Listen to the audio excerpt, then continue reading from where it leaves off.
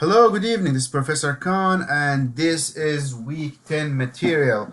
And this week we are talking about health and safety.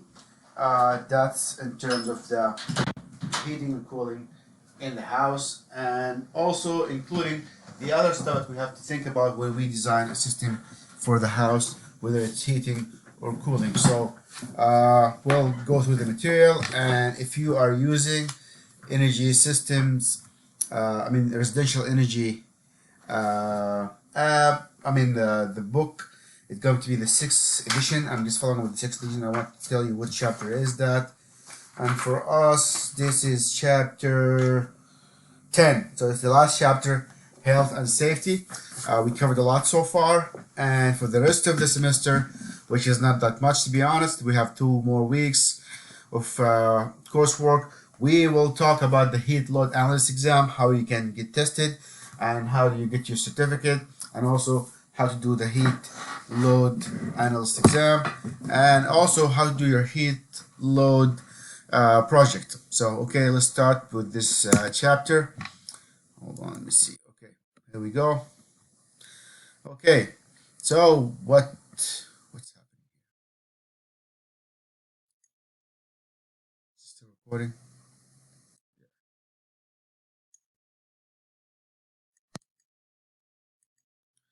Okay, I'll continue where I left off. Okay, so this is the class objectives.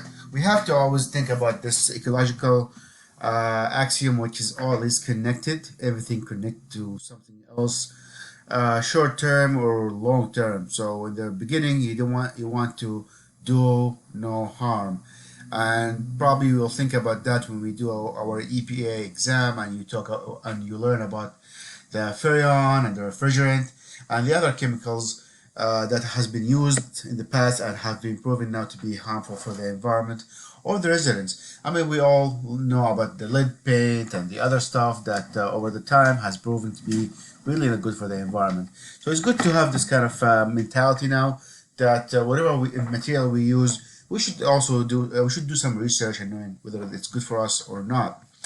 And we'll talk also about the toxicity in residential environment. So again, we did learn about volatile organic compound and some material that over the long term they did cause a lot of issues. And on top of my head now, asbestos is one of them. Also there are some chemicals that comes with plastics and also small fibers. So we'll talk about the pollutant that we have around us in a house, and some ways to get rid of them, and some replacement, and how to recognize those material around us. We will also discuss radon hazard in residential housing. I don't know if a lot of people know about radon. It's a toxic gas. It's harmful, but it's also natural. It's not man-made. It comes from the earth, and it's harmful and it's bad for us. So there are some gases that are natural, they come from the environment, but they are not good for us to be around. So it's good to know that. So is mold and fungus. They're natural, they come from the environment, but we don't want that around us, right? Also, how do we control moisture in the house? If you think about it, you spend a lot of time at home, you sleep for at least 6 to 8 hours, so that's a lot of time being in a closed environment, so you want to make sure that the body is not getting exposed to harmful material. We will talk about some biological particles that are suspended in the air around us, asbestos, how is it dangerous in the house, and how we will see some asbestos and we live actually around them, and how to react with that, and what to do in the case when you find asbestos in old house or an old piping, how to deal with that and what is the procedure. Also, we'll talk about methods in moisture management and humidity, and that's a big issue because it costs money to expel moisture. It's like running an AC to condensate all the water in the air. Okay, so harmful substances. The first thing here is the carbon monoxide. And carbon monoxide, it's Again, it's a byproduct of incomplete combustion. Whenever we burn any material, we have uh, water, we have carbon dioxide, and sometimes we have carbon monoxide, which is very, very harmful, and it's a cause of a lot of illness and sometimes death. Second thing we have to think about is moisture. It's most harmful because again it does help grow bacteria and also grow a lot of fungus and mold, and also fire. Also, we can talk about accidents inside the house. So let's check this. So in this schematic here, we see sources for carbon monoxide. Again, as we said, carbon monoxide comes from incomplete combustion. So gas appliances, where you burn fire to get heat, fireplaces, ranges, furnaces, cars. So whenever you are burning gas, you get some CO2. So these three here are the most three harmful substances in a house, and I think they are rated based on the how fatal they are. Carbon monoxide, moisture, and sometimes accidents inside the house. I don't know what it actually meant by accident, to be honest. I don't know what's how does it highlighted in the book, but I think it means like uh, the causes of injuries inside the house. Okay, some of the toxin material inside the house that we get exposed to are combustion. So whenever we burn material, there's always byproducts, and whether it's complete or incomplete combustions, you don't want the house to be exposed to any kind of flue gases that is a byproduct of the combustion. Tobacco smoke used to be very common in the past, and it's a big issue. Not anymore. Luckily, a lot of laws now forbid smoking inside houses, especially in apartment buildings. For many reasons, it's tobacco smoke and the other byproduct that come with combustion inside when burning tobacco.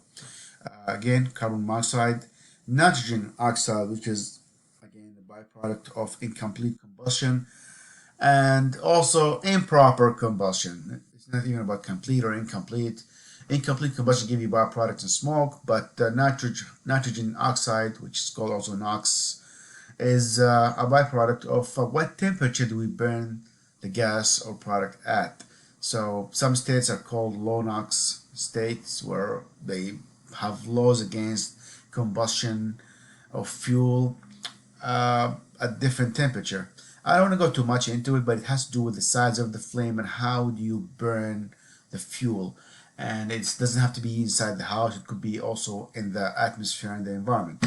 The third part here is the VOC, which is volatile organic compound.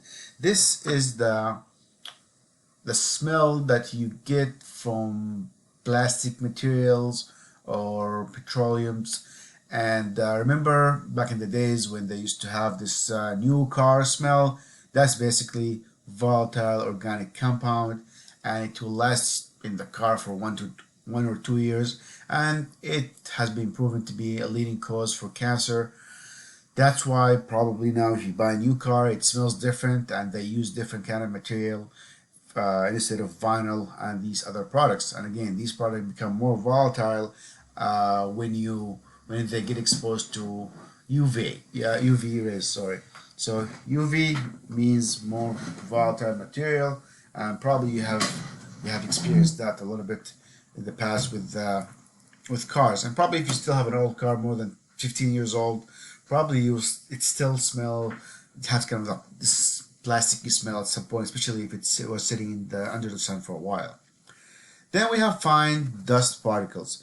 They are very, very dangerous because they get filtered out inside your lungs. So they do reside in your lungs and they stay for a long, long time. And you don't see them, they're air suspended and they get wedged in there. And if you are a smoker, probably you have more you are more susceptible to the danger of particles than anybody else. So even with the asbestos, people who smoke cigarettes and get exposed to asbestos, they are more likely to get lung cancer than those who do not smoke. So again, the whole idea of not even just like tobacco smoke, any kind of smoke, even if you're cooking or barbecuing, being exposed to a lot of smoke. Smoke is actually unburnt particles. They get into your lungs. Your lungs is very moist, and it has this cilia, which is like little hairs inside your lungs that absorb and help the lungs become moist and have this kind of substance that help the lung clean itself over time. So smoke and particles actually damp these materials and make it very difficult for you to breathe, and also it slows down the lung from healing itself. So again, you want to breathe clean air, and probably you feel like living in the city, you're living in a place that's really crowded with a lot of particles that you're breathing is more difficult. Probably you breathe more. You find it very hard to breathe when the moisture is high because of the air content, also because of the particles inside the air. So again, particles and suspended materials in the air, they have sharp cutting edges, and it does get wedged into your lungs over time. The lung does clean itself over time, but again, it's a rate of cleaning versus the rate of you getting stuff inside your lungs. Radon is again natural gas, come from rocky soil or rocky grounds, and it's just naturally there. And it was again one of the causes of cancer, and we did not get acquainted to it until recently. Now they test for it, especially for houses in special areas. They test for it, but the testing for radon is very, very long and requires a lot of procedure, and the samples has to be sent to a lab. In addition, it's best to seal, for new construction, to seal the basement from gases. You can put a barrier, like vapor barrier, within the cement inside the basement, so to kind of prevent gases from coming into the house, or at least reduce the amount of gas you get inside the house. Combustion byproducts. So we get a lot of byproducts from combustion, whether you're burning gas on a stove range, which is again something that people do not pay attention to, especially if you have a wood stove or a pellet stove. If you don't have the proper ventilation, you're bringing a lot of actually you're not bringing, you're actually making some byproducts inside your house that you're breathing for a long time and that you don't want as well. So unvented combustion, that's a big problem. Burning particles inside your house, burning wood in your fireplace without opening the windows or having the air current breathe through your house. Also, if you're having gas ranges, that's why a lot of new houses they stopped using gas ranges and they use electrical ranges. Even though gas is a little bit cheaper than electricity, but it will mitigate or at least reduce the risk of having carbon monoxide poisoning. Combustion gas heaters, those again are not really to be used inside the house, it should be used outside. Okay, then go back. Backdrafting. What is backdrafting? That's when you don't have really adequate chimney size and the air goes back inside your house. The flue gas air go back to your house and you breathe carbon dioxide and carbon monoxide. Anytime that you don't feel comfortable inside the house and you go outside, you feel different, you know something wrong with the air quality inside the house. And probably you have guessed it, this is a problem that happens mostly in the winter time when people keep the windows closed the whole time because it is colder inside. This is one of the common issues, which is the cracked heat exchangers. You have a furnace. You have a furnace and a hot air system. The heat exchanger, which is supposed to just exchange heat, not gases, is cracked. So you get some flue gases or combustion gases going into the heating space. I've seen this happen to a few people that I know personally, and they start having headaches, they're feeling tired, and I always ask them, oh, do you have a forced air system? And they say yes, and that's when you start like investigating a little bit. And a lot of houses now, it's the law in Massachusetts to have a carbon monoxide alarm in your house, and it did save a lot of lives, especially in old buildings, because people do not pay attention to that. And carbon monoxide is odorless, it does not smell like anything, but again, it can kill you. Depressurized zone near the furnace, that's also when you get a lot of backdraft. And blockage, I believe few people have experienced that, is when your chimney is blocked or not completely open and you have a lot of backdraft. So if to summarize all this slide, we do not want to have any combustion gases going inside the house.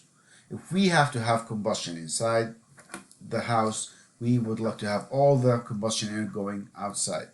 Having a fireplace in the house is really nice, it's cozy, etc. But it is not healthy, it's not good. That's why in a lot of cases you have this glass door to cover up the fire, so you reduce the amount of combustion gases going inside your house. Okay, more about backdrafting. That's something people always pay attention to. How much pressure do we have? How much negative pressure we have inside the chimney to ensure that all the combustion air is going outside and not coming and staying inside the house. Colder outdoor temperature should produce better draft, again because of the pressure difference. So be aware of days when you have a lot of wind and it's cold. Even though it's cold outside, if you have a lot of wind, probably you have some backdraft issues. And again, try to always have carbon monoxide sensor inside your house. That's the best way to fight that. More about the pressure. Okay, here. CO testing. Again, the book does emphasize the CO testing and how important that is, and because it's a fatal thing. People died from that, and people got some serious injury for a long time because they did not pay attention to carbon monoxide. So the problem with carbon monoxide is not that it just can cause headache. It does block the hemoglobin in the blood to react with oxygen. So eventually you'll be oxygen deprived. Some of the symptoms: drowsiness, headache, vomiting. It's very much like flu symptoms. So people think they're sick and they go back and they don't understand what's happening. But eventually you should just think about that the first time you feel dizzy, you have a headache. Check that as your first thing inside your house. Do I have enough air? Is there any kind of combustion? And you'll be surprised how a candle can cause a lot of CO in the house, or what else? Cooking with a stove can cause a lot of carbon monoxide. So watch out for that. And the exposure by the EPA is from 9 to 8 is 9 particle per million for 8 hours is the maximum exposure limited by the EPA. Again, more about CO. It's very common for low-income housing, old houses as well, because again of the lack of ventilation and probably older equipment used for heating and cooling. So pay attention to that, and if you go do a service job, think of that while you're fixing the furnace or looking at the duct system, and make a recommendation. There's a lot of digital testers to test the amount of ppm. The carbon monoxide sensor only tells you there's some, but doesn't tell you how much is there.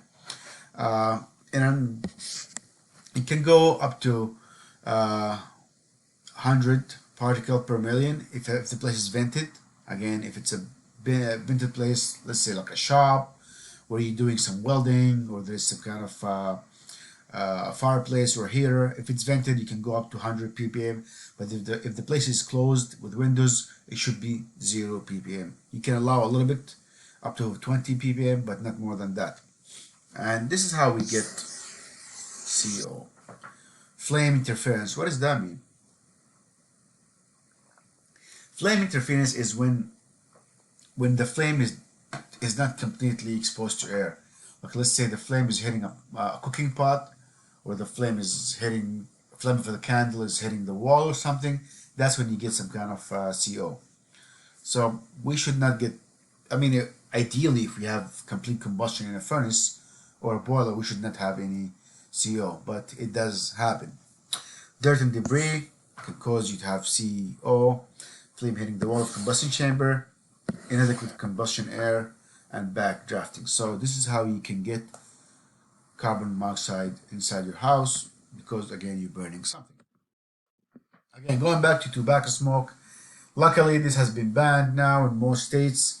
Tobacco inside the buildings, and even if you're living in a complex or apartment building, probably they will tell you you cannot smoke inside because they found there's a lot of chemicals in tobacco smoke, and when it burned, that exceeds just the smoke and the CO danger and the tobacco addiction. I mean the nicotine addiction.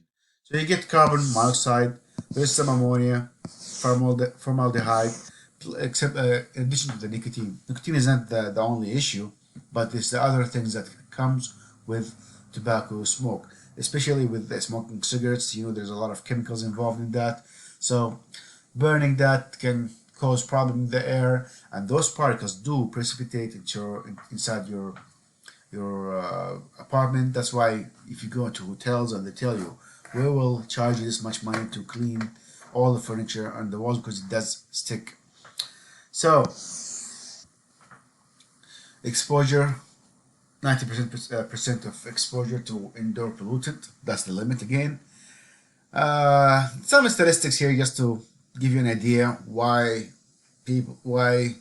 a lot of scientists and the EPA and government made this decision to fight off tobacco smoke is 1,000 Americans die every day from cigarette smoking. Americans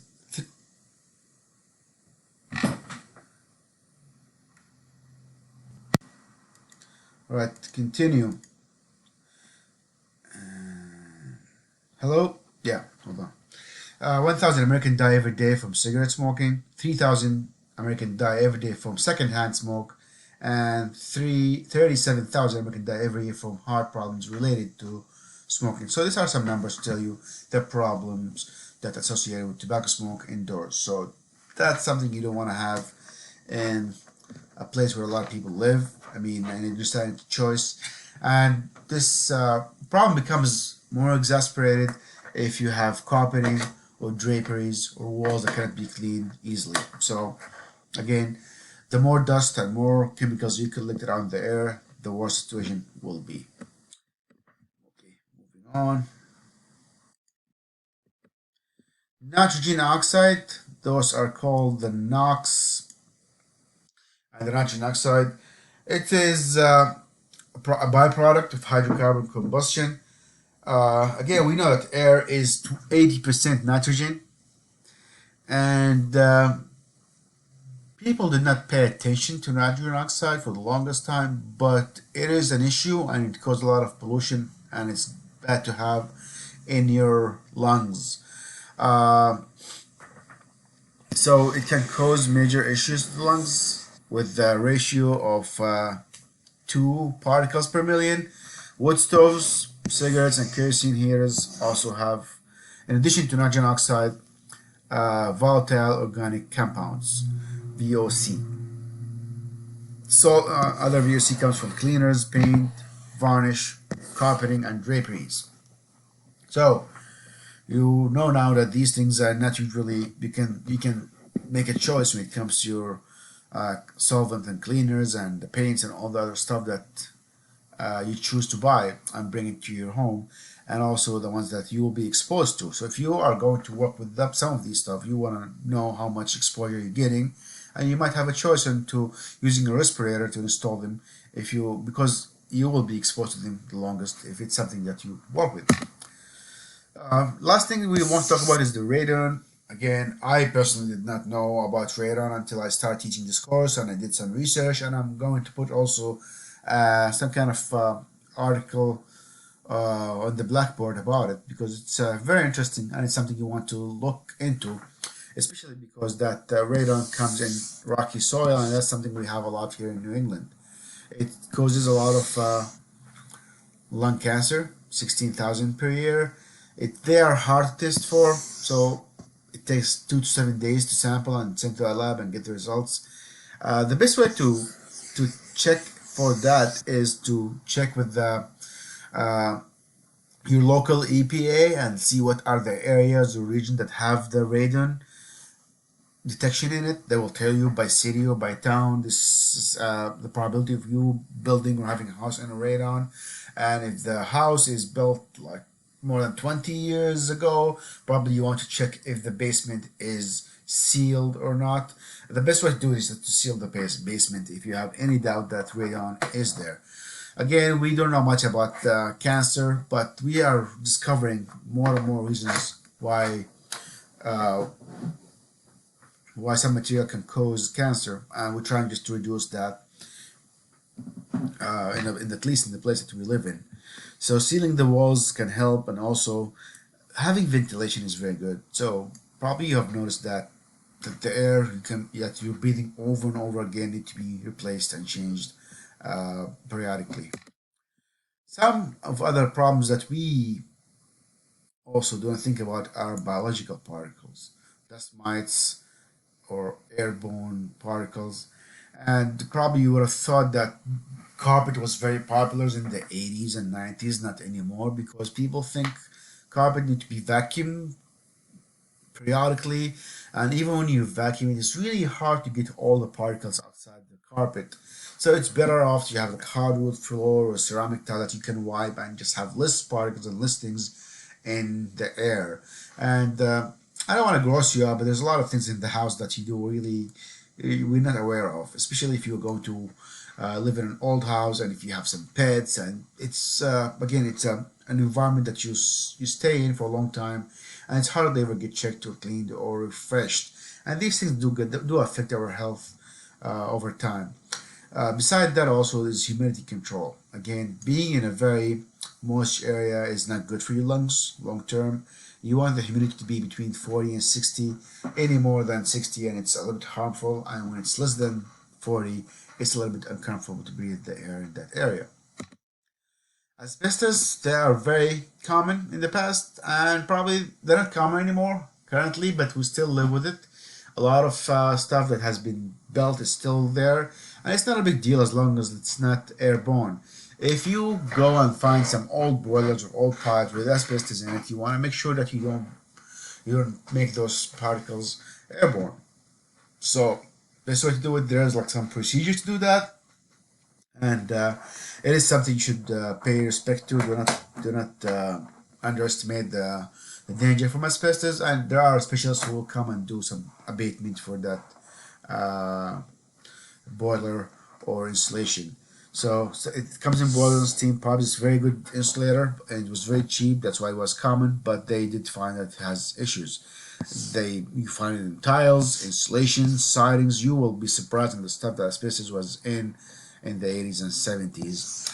Uh, Roofing required training to remove all the asbestos tiles. Again, the insulation factor was really huge. That's why people liked it, and they weren't aware of the danger it used.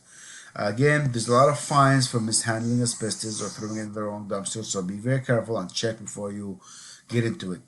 They have a unique type of lung cancer that is known as asbestos-related lung cancer. That's why a lot of people did all those lawsuits for asbestos removal and people who were forced to work with asbestos. And we did say it has higher risk for smokers because smokers have more more vulnerable lungs than other people because the lungs have lost their protection layer that help the lung fight and become healthy. So again, if you think about smoke in general, smoke does cure material and cure meat. There's a lot of smoked meat. I mean, it's cured. It's called all the bacteria, all the living matters in it. So lungs is a living matter, and somehow people who smoke, they're actually killing the small layer and the volatile and the vital materials inside the lungs that keep it alive and keep it active. So again, this is why it has high risk for smokers have high risk of getting lung cancer than other people from even other materials beside cigarette smoking as well. Okay, moisture, again, it comes from a lot of places. Condensation, building, it can cause condensation inside the house. It also does deteriorate your building material. It can cause mold and rot in wood, corrosion in pillars material, and also reduce your R value for insulation.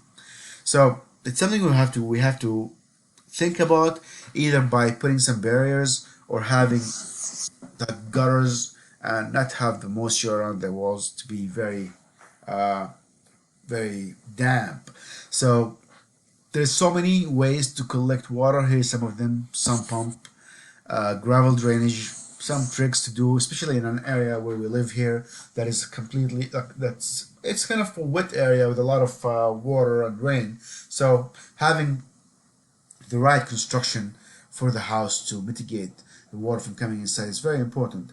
So insulation is one part, vapor barrier is another way to do it, and collection. Running a dehumidifier the whole time is an idea, but it's also very expensive. So it's better to invest in something long term to eliminate the water from coming inside your basement or the underground area. Again, moisture. This is something I've noticed a lot, that the rain falls on the roof and the the sand or the soil around the house, it gets really moist and all the water just drips inside the house. So it should be around like 3 feet away from the house. A lot of wet water vapor sources could be from us. It could be from breathing, cooking, different kind of ways to get how moisture inside the house. Ventilation is a good way to get fresh air and balance the moisture to the outside. And also, you have to, at some point, you might have to use a dehumidifier. There are two ways generally to get rid of moisture. Either you cool or you heat. So when you cool air, you're actually condensating the water and collecting it somewhere. When you heat the air, you basically expanding the ability of air to carry out moisture, so you can carry the moisture and take it somewhere else. So you can have a dehumidifier coupled with your AC, or if you heat the air, you will dehydrate the water and take it to uh, somewhere else. Okay, what can you do? Control the moisture source. We can equalize the pressure between inside and outside, so we don't have a lot of air movement. Also, we can install vapor barriers. Ventilation is another idea. Install gaskets for outlet and switches, so wetness or water or damp air does not migrate inside and out. Sealing windows and door frames is very important, especially during rainy season. Sealing floor and wall junctions is very important because, again, during when the rain comes, especially rain with wind, the water gets forced through cracks in the walls and windows.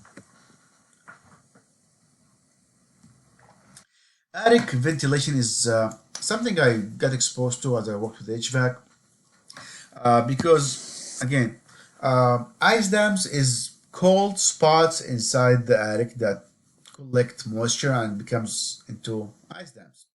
Uh, and it's caused by having not uniform temperature. There's some cold spots wherever moisture goes into the attic, it collected in there, and sometimes it freezes.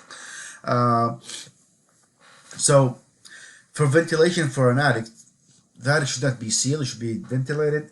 And again, under no circumstances, please do not vent your bathrooms or kitchen into the attic. So this is the venting required for an attic space.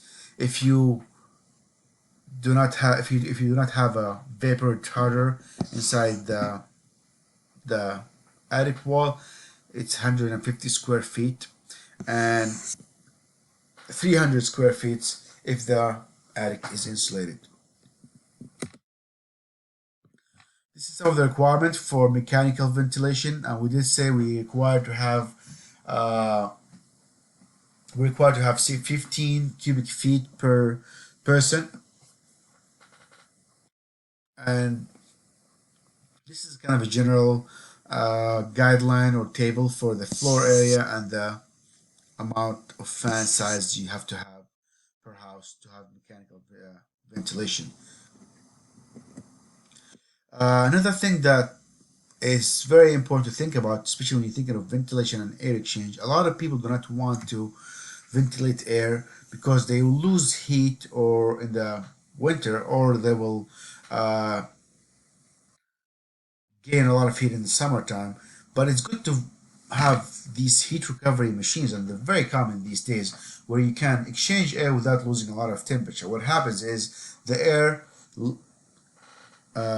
this machine actually extracts all the heat from the air and keep it inside the house in the summertime, and in the winter time and the summertime it will keep the hot air outside. So if you take a look at it a little bit, so the intake air comes from this pipe here, it goes through these stages in here. By doing so, it loses some heat or exchanges some heat with the incoming air. So you end up, instead of like rejecting all your heat to the outside, you gain a percentage of it depending on the design and the quality of this heat recovery ventilator. So it's a really good idea to have when you require to have a lot of mechanical ventilation. And I always emphasize the idea of having good air exchange between the inside and outside without losing a lot of heat. This is how dehumidifier work. If you can tell, it's basically just like an AC. And what happens here is we use the evaporator here to collect all the water, and the water is drained to the outside. Okay, this is all I have for this week. It's about, and you can check the book, and it's chapter 10. Please check the Blackboard. I'll put some videos in addition to this one as well. Thank you, and talk to you soon.